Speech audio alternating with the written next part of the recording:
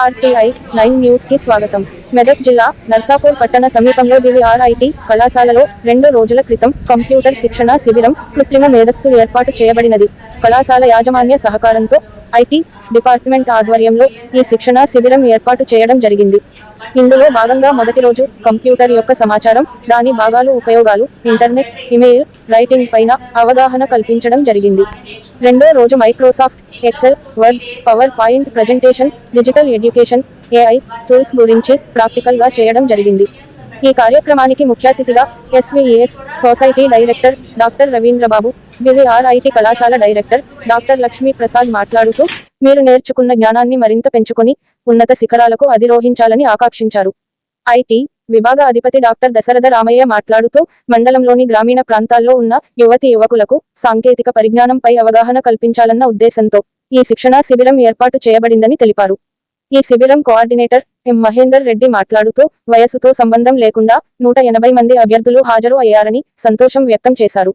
దీనితో పాటు కళాశాల యాజమాన్యం హాజరైన అభ్యర్థులకు ఉచిత పుస్తకాలు, పెన్నులు, 2 రోజుల భోజనం, రవాణా సౌకర్యం అందజేసినందుకు కృతజ్ఞతలు తెలియజేశారు.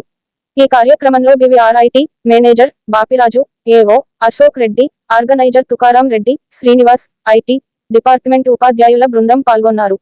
శిక్షణ అనంతరం అభ్యర్థులకు ప్రశంస పత్రాలు అందజేశారు.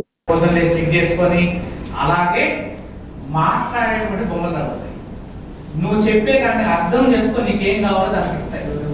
యు ఆర్ ఫీలింగ్ బోర్, నాకు బోర్ వస్తుంది, నాకు కథ కావాలంటే నాకు చెప్తుంది. నాకు దాహం వేస్తుంది, నీళ్ళు తీసుకొచ్చి ఇవ్వంటే నీళ్ళు తీసుకొచ్చి ఇస్తుంది. అంటే నీకు ఏం అవసరాలైతే నువ్వు మనుషులతో షేర్ చేసుకున్నావో ఆ అవసరాలన్నీ కూడా రేపు ఫ్యూచర్లో మనం మిషన్ తోటి షేర్ చేసుకుంటాం.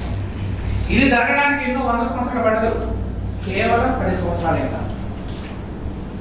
ఇవన్నీ ఎక్కడ చూడొచ్చు అంటే ఇప్పుడు ఆల్రెడీ అమెరికాలో జరుగుతున్నవన్నీ కూడా మన దగ్గర రావడానికి కొంచెం టైం పడతాయి, కానీ ఇవన్నీ కూడా వాస్తవంగా జరగబోతాయి.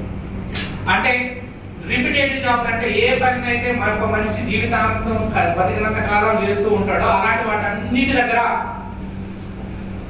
మిషన్లు పనిచేస్తాయి.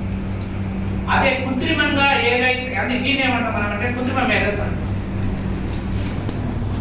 దానికి ఒక రిప్లికాని నేను కృత్రిమంగా సృష్టిస్తున్నాను. ఏ పని అయితే ఆ మానవుడు చేశాడో దాన్ని నేను కృత్రిమంగా వేరే వాళ్ళ దగ్గర చేపిస్తున్నాను. కాబట్టి ఆ మనిషి నాకు అవసరం లేదు. మీకే తెలుసు, ఒకప్పుడు వరి పొలాలు పోయడానికి ఎంతమంది కావాలి, రైట్? ఇప్పుడు ఎంతమంది కావాలి? ఒక మిషన్, ఒక గంట. రోడ్ వేయడం కోసం ఎంతమంది పనిచేసేవాళ్ళు? వన్స్ అపాన్ అంటే ఒక 20 ఏళ్ళకు ముందు 100 మంది పనిచేసేవాళ్ళు. ఇప్పుడు రోడ్ ఎక్కడ వేస్తున్నారో తెలియదు, ఈ రాత్రి రీప్లేస్ అవుతుంది. ఇవన్నీ ఎక్కడి నుంచి వచ్చాయంటే ఇప్పుడు కూడా డ్రైవర్ సీట్లో కూర్చునేవాడు ఒకడే, రేపు పొద్దున ఆ డ్రైవర్ సీట్లో కూడా ఉండాల్సిన పనే లేదు. ఒక మనిషికి మిషన్కి అన్ని ఇన్స్ట్రక్షన్స్ ఇచ్చి ఈ రోజు రాత్రి వరకు 7 నుంచి 7 వరకు దీని డేటా ఇది, దీని లెంత్ ఎంత, దీని పొడవు ఎంత, ఈ డీటెయిల్స్ అన్ని మిషన్కి ఇస్తే మిషన్ సాయంత్రం అంతా కంప్లీట్ చేసి పెడుతుంది. ఎలాంటి మార్పులు ఇంకొక 5-6 సంవత్సరాల్లో కళ్ళతో కనబడతాయి. మీరు అన్నట్టు 2050 కంతా కూడా అదొక కొత్త ప్రపంచం లాగా చూడబోతాం ఇండియాలో. కాబట్టి ఇప్పుడు మీరు చేయాల్సిన పని ఏంటంటే, ఇప్పుడున్న కొత్త జనరేషన్ అలాంటి విభాగాల్లో పనిచేయడం కోసం మనం ఆసక్తి ఏర్పరచుకోవాలి. అలాంటి విభాగాల్లో ఎలా పనిచేయాలి అంటే దానికి సంబంధించిన టెక్నాలజీ ఏంటి, దానికి సంబంధించిన కంప్యూటర్ పరిజ్ఞానం ఏంటి, ఏదైనా దానికి దాన్ని చేయలేదు. అది చేసేలాగా చేయడం కోసం ఏం చేయాలి? ఏదో కొన్ని టెక్నాలజీలు నేర్చుకోవాలి, లేదా దానికి సంబంధించినటువంటి పరిజ్ఞానం ఏదో సంపాదించాలి. మీ ఆలోచన విధాలన్నీ కూడా దేనికి అనుకూలంగా ఉండాలి అంటే అసలు అలాంటి పరిజ్ఞానం ఏంటి, దానికి సంబంధించిన అటువంటి ఏ రకమైన ఉద్యోగాలు చేయాలి, ఆ ఉద్యోగాలు చేయడం కోసం మనం ఏ రకమైనటువంటి పరిజ్ఞానాన్ని పరిశోధించాలి, నేర్చుకోవాలి దానికి చాలు. కాబట్టి ఇప్పుడు మనం ఏం చేయబోతాం అంటే, మీరు ఈ మార్పులన్నీ నేను చెప్పినట్టుగానే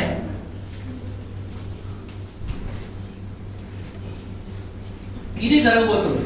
ఏమేమిటానంటే ఏడు కూర్చున్న కంప్యూటర్లో కూర్చున్నాడు పని ఏంటంటే అదే పని, పొద్దున నుంచి సాయంత్రం వరకు అదే కూర్చొని ఆయనకి ఏదో ఒక చిన్న పని ఇచ్చి ఉంటారు, ఆ పని కంప్లీట్ చేసుకొని 9కి వస్తాడు, 5కి వెళ్ళిపోవాలి. పొద్దున సాయంత్రం వరకు నువ్వు చేసే పని అదే అయినప్పుడు దానికి మనిషి అవసరం లేదు. ఇప్పుడు మనిషితో ప్రాబ్లం ఏంటి? ఆడికి ఎమోషన్స్, నాకు ప్రెషర్ ఎక్కువ, స్ట్రెస్ ఎక్కువ, ఇన్ని మాటలు మాట్లాడు. ఇక్కడ కంప్యూటర్ అయిపోయే పని ఏంటంటే ఇంక నువ్వు వెళ్ళొచ్చు, ఇంట్లో ప్రాబ్లమ్స్ అయితే ఇక్కడ పని చేయలేము, ఇంట్లో కొట్లాట ఇంటికి ఆలోచించుకొస్తే పని చేయలేము, ఇలాంటివన్నీ బాధలు చెప్పాల్సిన పని లేదు ఎవరికి. సో రేపు పొద్దున ఏం జరుగుతుందంటే ఇప్పుడు సాఫ్ట్వేర్ ఇంజనీర్లు ఉన్నారు. సాఫ్ట్వేర్ ఇంజనీర్లు చేసే పని ఏంటంటే కంప్యూటర్ మీద కూర్చొని రాయడమే, కోడ్ రాయడమే. కోడ్ రాయడం కోసం ఈ రోజుల్లో ఈ సాఫ్ట్వేర్ ఇంజనీర్లతో కూడా పని లేదు. 80 మంది 100 మంది చేసే పని ఒక మిషను 100 మంది చేసే పని ఒక మిషను 1 గంటలో చేస్తుంది. వీళ్ళు నెల రోజుల్లో చేస్తే ఆ రకమైనటువంటి టూల్స్ వచ్చేసాయి. ఈ మార్పు ఏంటి? ఇప్పుడు హైటెక్ సిటీలో మీరు చూస్తే 100 మంది, 1000 మంది, లక్షల మంది ట్రావెల్ చేస్తుంటారు కేవలం ఎందుకు? కోడింగ్ రాయడం కోసం. ఆ పనులు 100 మంది చేసే పనులు 2 మిషన్లు పెట్టుకుంటే సరిపోతుంది. అంటే మనిషి ఎలాగైతే ఆలోచించి కోడ్ రాశాడో లేకపోతే ప్రోగ్రామ్ రాశాడో అదే రకమైనటువంటి పని రేపు కంప్యూటర్లో చేయబోతాయి. అందుకోసమే ఇది పెట్టారన్నమాట. ఇప్పుడు కాదు, ఇంకొక 10 సంవత్సరాల్లో ఇప్పుడు చాట్ జీపీటీ అనేది ఒక ఏమంటారు దీన్ని, ఎల్ఎంఎస్ టూల్ అంటారు, చాట్ బోర్డ్ టూల్ అంటారు. ఇది నువ్వు అడిగిన ప్రశ్నలకు అన్నిటికీ కూడా సమాధానం చెప్తుంది. నువ్వు ఏ ప్రశ్న అన్నా అడుగుతాను, దానికి తెలియని సమాధానం అంటూ ఉండదు. నువ్వు ఏ ప్రాబ్లం అడిగినా సరే దానికి సంబంధించినటువంటి సొల్యూషన్ చెప్తుంది. ఇదేంటి? మన డైలీ లైఫ్లో మనకు వచ్చేటువంటి ప్రాబ్లమ్స్ని ఎప్పుడో ఒకప్పుడు ఎవరితో ఒకరితో షేర్ చేసుకుని ఎవరి దగ్గరైనా సరే సొల్యూషన్ తీసుకోవాలి మన అవసరాలకి. అరే ఈ ప్రాబ్లంకి పలానా వాళ్ళు అయితేనే మన దగ్గర కరెక్ట్ సొల్యూషన్ ఉంటుంది, పలానా దగ్గర అయితే సొల్యూషన్ ఉంటుంది, దానికైతే వాడు మంచి సజెషన్ ఇస్తాడు, దీనికైతే ఇవన్నీ కూడా ఏంటి మనకు డైలీ అవసరమైనటువంటి సలహాలు, సంప్రదింపులు మనుషులతోనే చేసుకుంటాం. అలాంటప్పుడు ఈ చాట్ జీపీటీ ఏం చేస్తుందంటే ఇది ఇప్పుడు ఉన్నటువంటి ఒక టూల్. నువ్వు చేసే మనుషులతోటి వాళ్ళతోటి మాట్లాడి చేసే సలహాలు, సంప్రదింపులు ఎవరిని అడగాల్సిన పని లేదు. ఈ చాట్ జీపీటీని అడిగితే రైట్ అంటే రీసెంట్ గా ఒక తెలుగు మూవీ రిలీజ్ అయిందంట, చాలా బ్లాక్ బ్లాస్టర్ హిట్. అది ఏ సినిమా కొంచెం చెప్తావా అని నువ్వు ఎవరినో ఫోన్ చేసి అడగాల్సిన పని లేదు. దాన్ని అడిగితే అదే. నేను కొత్తగా ఒక బిజినెస్ చేద్దాం అనుకున్నా, నా దగ్గర 100,000 100 కోట్లు ఉన్నాయి,